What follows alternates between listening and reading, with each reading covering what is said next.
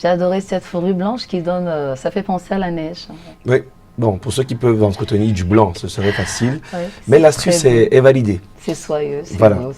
Merci encore pour la rubrique Madeco. Et là, elle vient juste nous permettre de recevoir sur ce plateau M. Ndobor, Patrick Christian. On le retrouve ce lundi, très frais, et avec des idées en plein pour le regard de l'actualité de ce 28 octobre 2019. On adore le fait qu'il sait surfer entre tous les sujets, que ça relève de la socio-politique, culture, géostratégie. Bref, il touche à tout. Patrick Christian Ndobor, qu'on a le plaisir d'accueillir en ce lundi 28 octobre. Bonjour Patrick. Bonjour à toi Patricia, c'est avec le même plaisir que je vous retrouve. Bonjour à Aimé, plus sauvé que jamais, n'est-ce pas? Et bonjour à nos téléspectateurs aussi ce matin. Voilà. Alors, on parle du PAD, on parle du port autonome de Douala et davantage un enjeu autour de la concession d'un terminal. Et le sujet que vous choisissez ce matin nous interpelle surtout avec une récente décision du chef de l'État qui relance le débat sur la concession du terminal conteneur du PAD. Oui, effectivement, vous avez bien fait de le dire. Un conteneur n'est pas le moindre, celui à conteneur qui était jusqu'ici cédé en concession au groupe APM, n'est-ce pas, qui est une filiale du groupe Bolloré. Et donc, cette correspondance, il faut le dire, du chef de l'État datant du 23 octobre dernier, supposée confidentielle, en tout cas d'après ce qui est visible dans toutes les formes qui sont présentées de cette correspondance dans l'espace public, réseaux sociaux, est donc passée du confidentiel au public, et peut-être même plus gravement public que cela n'aurait été imaginé. Mais ce qui nous intéresse, c'est le contenu de cette correspondance. En réalité, elle vient demander au directeur général du port autonome de Douala de suspendre le processus qui était en cours. Parce qu'il faut peut-être rappeler à nos téléspectateurs que dans le cadre de la gestion de ce terminal à conteneurs, un processus de choix ou alors par rapport à un appel d'offres international avait été lancé et le processus depuis 2018 avait donc laissé visiblement à la touche celui qui était jusque-là adjudicataire de cette concession. Et donc, on s'attendait à voir d'ici janvier 2020, en tout cas après le communiqué du port qui avait quelques mois auparavant fait état de ce qu'un choix avait été porté sur le consortium Italo-Swiftil, on s'attendait donc dans ce process à voir en janvier 2020 ce nouveau consortium entrer donc finalement dans ces services.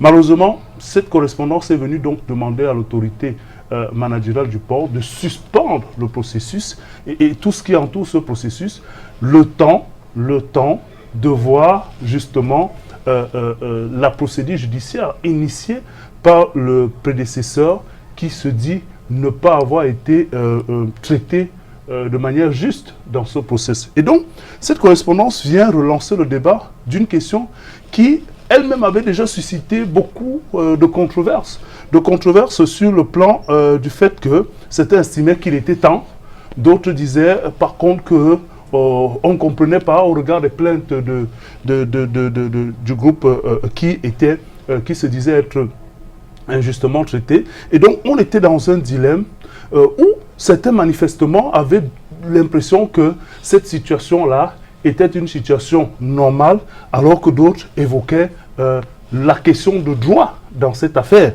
Et donc, et en même temps, certains ont présenté comme une espèce d'incompréhension dans le fait qu'en 2018, un même courrier venant de la présidence de la République demandait l'accélération du processus avec même d'autres griefs sur lesquels le manager du port autonome de Douala était obligé d'être rigoureux. En tout cas, c'était des instructions.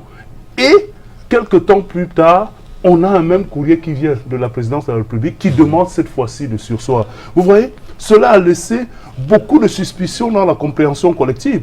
Surtout que dans cette histoire, les nationaux s'étaient invités. C'est vrai, en revendiquant un peu plus de place dans la gestion des affaires du port autonome de Douala. On les avait déjà vus dans celle du port autonome de Kribi, avec une fortune plus ou moins appréciée, puisque là-bas aussi ne sont pas au bout justement de leurs difficultés, avec des revendications toujours présentes quant à un traitement qui serait favorable à ceux qui viennent de l'extérieur. Ces nationaux quand même qui semblaient se satisfaire du fait qu'on a finalement bousculé ce qu'ils considèrent comme étant un des ténors de cette activité qui mettait carrément à l'écart du haut de son relationnel, n'est-ce pas, les nationaux dans la dynamique de la gestion du port autonome de Douala. Et donc, voilà ce sur quoi on en était à réfléchir encore sur ces nationaux qui, bien qu'impliqués dans les termes du contrat du nouveau concessionnaire, estimaient qu'on pouvait faire mieux. Certains ont même sorti des chiffres en disant que ce qui a été donné et qui pourrait représenter 3 ou 4 fois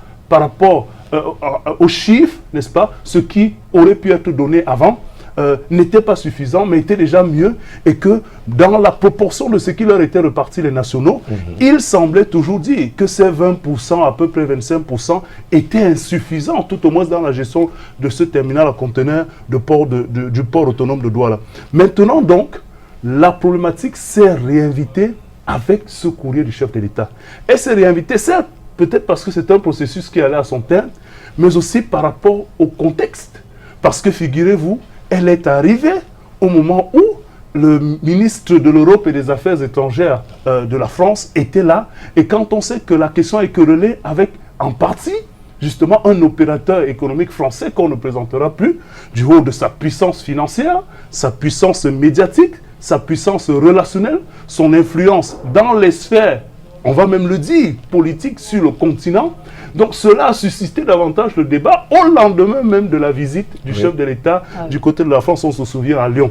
Et donc, entre suspicion, interrogation et certainement incertitude quant à l'avenir, la question de la gestion du terminal à conteneurs du port autonome de Douala s'est réinvitée avec peut-être plus de questions qu'avant qu'on ne choisisse le consortium TIL, qui lui aussi sans doute a sa carte à jouer dans une dynamique comme celle-là où on parle de beaucoup de fonds et de milliards. Voilà. Alors, au regard de tout ce que vous venez d'expliquer, Patrick Christian Dovo, est-ce qu'il faut penser que les dés sont remis à zéro? On ne peut pas dire de façon péremptoire que les dés sont remis à zéro. Mais ce qu'on peut lire, et d'ailleurs ce n'est pas nous qui le disions, à travers même cette correspondance qui vient du secrétariat général de la présidence de la République, il y a une situation pendante en justice.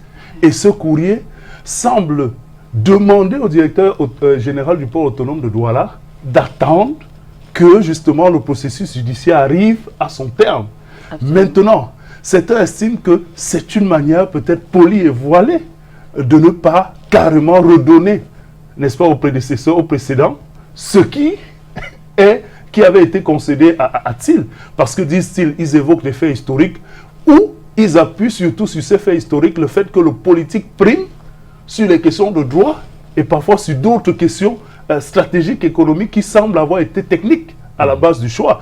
Ils ont évoqué pour quelques-uns le cas de Kribi, où dans une alchimie, disent-ils, les mêmes concernés, avec pratiquement quelques éléments pareils, avaient eu gain de cause. Ils ont évoqué la proximité justement de la visite du ministre de l'Europe et des Affaires étrangères de France, quand on sait que ces pays ne badinent pas, tout au moins sur la présence ou sur les intérêts économiques de certains de leurs compatriotes, qui somme toute travaillent aussi pour l'intérêt économique principal de leur pays. Ils ont donc évoqué ce cas-là, et justement pour dire que tout semblait aller dans le sens d'une remise, n'est-ce pas, au précédent groupe de la gestion de ce conteneur. Mais seulement quand on sait que sur un certain nombre de plans, il y a eu des accords, il y a eu concession, et que l'opérateur, qui lui avait déjà de manière provisoire reçu la concession, a dû sans doute engager soit des fonds, soit un certain nombre de stratégies, il va sans dire que personne ne peut, en l'heure actuelle, dire si effectivement cette décision-là est plantée pour justement ouvrir un boulevard, ou relancer, ou remettre à zéro, et redonner même, pourquoi pas, comme certains le pensent. Personne ne peut le dire. Mais on a quand même des éléments qu'on peut lire. On sait très bien que le prédécesseur, lorsqu'il a été mis de côté, a, par le biais de son manager et fils du président de ce groupe, écrit au président de la République, demandant un arbitrage. Et justement, dans la plainte, se plaignant de ce que les procédures l'aient mis à l'écart, de manière non conforme. Il reviendra à la justice de se prononcer sur la question. Mais une autre interrogation fuse.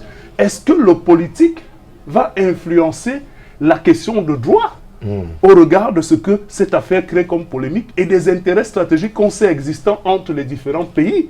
Maintenant, personne ne peut le dire. Et même s'il faut le dire, dans quel sens le politique va-t-il influencer cette question? Et donc, on est donc dans une difficile situation qui fait en sorte que le regard extérieur aussi se penche sur cette question. Parce que vous savez, quand les investisseurs viennent dans votre pays, ils regardent la capacité à pouvoir injecter des fonds, à être présents sans risque d'être influencés par le politique. Est-ce qu'il en sera le cas? On ne perd rien à attendre. Mais en attendant, beaucoup voient dans cette visite, double visite, d'abord celle du président, celle du ministre français, des éléments d'influence ou tout au moins de collaboration. Mais d'autres sont allés, et peut-être c'est par là qu'on va sortir, pour dire, et si l'exécutif camerounais était le véritable maître d'œuvre de tout ce qui se trame, est-ce que l'exécutif n'aurait pas, dans cette démarche-là, eu un argument de poids à imposer à ses interlocuteurs français au moment où beaucoup disaient que l'exécutif n'avait pas de très bonnes relations, tout au moins s'affûter avec cet exécutif. En tout cas, on va attendre et on va voir quelle est la stratégie finalement dans laquelle justement nous allons être orientés pour la gestion de ce qui apparaît comme une nouvelle pomme de discorde au sein du port. Merci M. Ndobro, pertinent regard, la question est ouverte, des réflexions, quelques analyses ce matin et on va suivre l'actualité pour le retrouver mercredi prochain avec un autre sujet qui va forcément s'imposer à vous, à la maison et parmi vous, Demayo Irène qu'on salue particulièrement ce matin. Elle peut rater quand même matin mais ne ratera pas le regard sur on lui adresse notre bonjour. Bonjour Irène. En tout cas, si vous avez raté de justesse le regard sur l'action, on peut tranquillement se rattraper dans les cours de 1h30 sur Canal 2 International, votre chaîne de proximité. Patrick Christian, aujourd'hui nous célébrons les Simon, les Anastasie et les Judes. Simon, Anastasie et Judes. C'est un confrère, rédacteur en chef d'une maison qui nous est chère aussi, Radio et Télé Veritas. Exact. Très homme et très travailleur, Jules Atemenke. En plus. Jules Abbas Seka aussi, qui me semble se retrouve du côté de Bamenda. Simon ou Simon? Bon, par exemple. Beaucoup de Simon, vous en avez cité un ce matin. Un confrère aussi, Lyonga, du côté de la chaîne nationale. La chaîne nationale, Simon Lyonga. Allez. Donc à tous ces Simon, ces Jude, très bonne journée, très belle fête. Loncana Simon, par exemple. Loncana Simon. Notre très cher Longuet. Ah ok, qui a d'ailleurs donné de la voix justement pour le grand dialogue national. On va l'écouter tout à l'heure d'ailleurs qui sera diffusé tout à l'heure évidemment dans Promozic. Mais avant, dans Canal Matin en guise de promotion. Et on va rappeler, on aurait pu inviter Patrick Christian pour, par exemple, bien préparer le 31 prochain parce qu'on s'achemine vers la fin d'année. Et pour bien préparer, il faut se rendre et surtout écouter les précieux conseils de chez Stella, prête à porter New Look, située donc à Yaoundé, Monte Cavo. On y va?